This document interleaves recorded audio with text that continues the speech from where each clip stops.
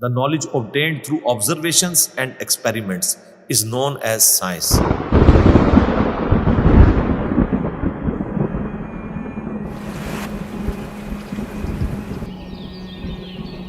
تو قرآن بھی تو یہ کہہ رہا ہے افلا ينظرون الى الابل كيف خلقت.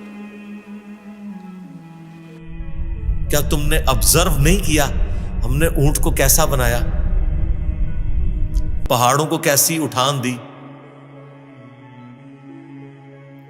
آسمان کو کیسا بنایا، زمین کو کیسا بچھونا بنایا. 1000 آیات قرآن کی، آلموسٹ 6500 آیات میں سے وہ فزیکل فینومینا آف نیچر سے ریلیٹڈ ہے. سائنس کا علم ہے ہی ہے.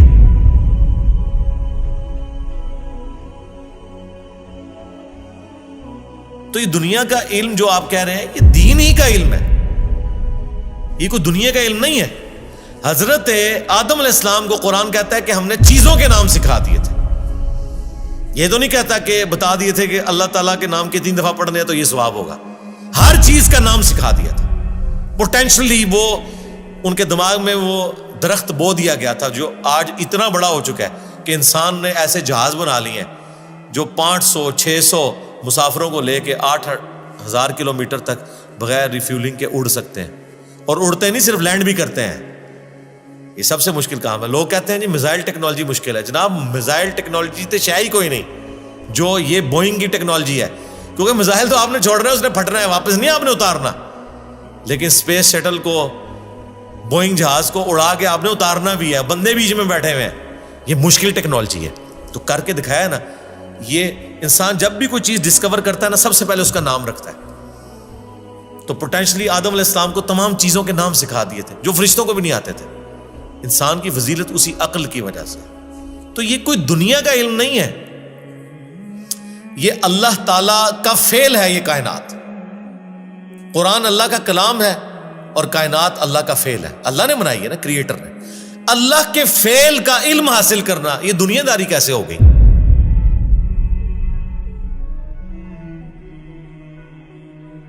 یہ دنیا داری اس صورت میں ہوگی جب اس کے بعد آپ خدا کو نہ پہچانیں.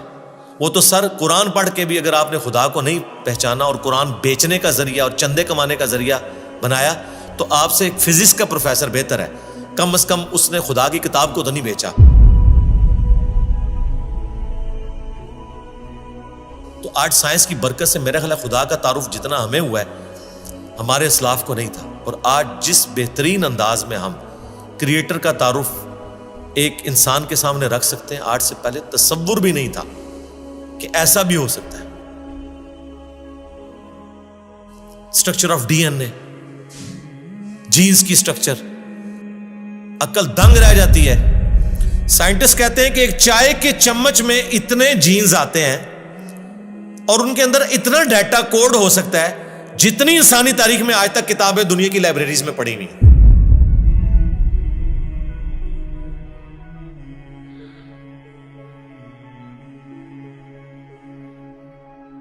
یہ کس نے رکھا ہے؟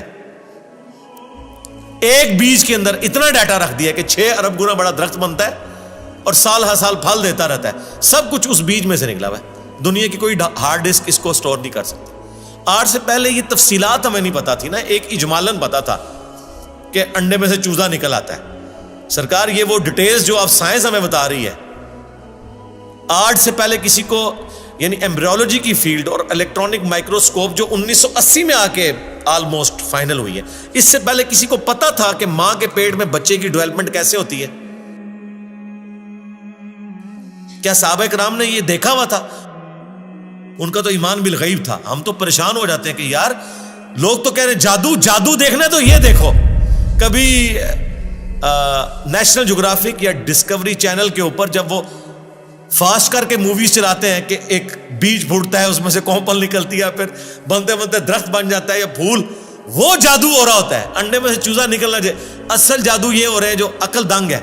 لیکن ہم ان معجزات کے عادی ہو چکے ہیں. تو آج خدا کا تعارف میرا خیال ہے سائنس کی برکت سے الحمدللہ بہتر طریقے سے ہم اپنی ینگ جنریشن کو خدا کا تعارف کروا سکتے ہیں. اور اس سے بڑھ کر سائنس کی برکت سے آج دین اتنا آسان ہے کہ اگر کاتب کے لکھنے پہ قرآن ہوتا، آج دنیا کے ہر مسلمان کے پاس قرآن نہ ہوتا. اگر پرنٹنگ پریس نہ ہوتا. یہ بخاری مسلم یہاں نہ پڑھی ہوئی ہوتی. اگر موچی جوتیاں بنا رہے ہوتے نا تو آج آدھی دنیا ننگے پاؤں ہوتی جتنی دنیا کی آبادی ہو چکی ہے. تو سائنس نے ہمیں دین پہ چلنا بھی آسان کیا ہے. آج مساجد کے اندر جتنی فیسلٹیز آپ کو نظر آ رہی ہیں یہ اجمیر شریف والوں نے دی ہیں آپ کو, یہ بغداد شریف والوں نے دی ہیں, یہ رائے ونڈ شریف والوں نے دی ہیں آپ کو, ملتان شریف والوں نے دی ہیں. نہیں سرکار, یہ سائنس نے آپ کو دی ہیں.